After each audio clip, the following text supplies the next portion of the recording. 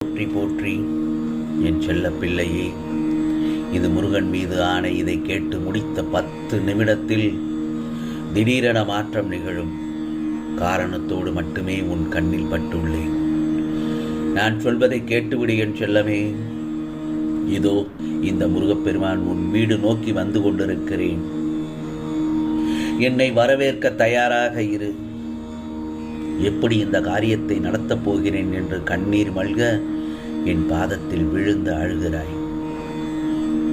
காத்திரு, பொறுமை காத்திரு. இதோ வந்துவிட்டேன் என் செல்லமே. நான் இருக்கும்போது நீ ஏன் கண் கலங்குகிறாய்? உன் காரியத்தை நல்லபடியாக முடித்து தரப்போகிறேன்.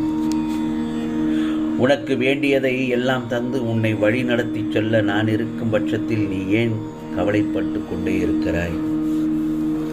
உன்னை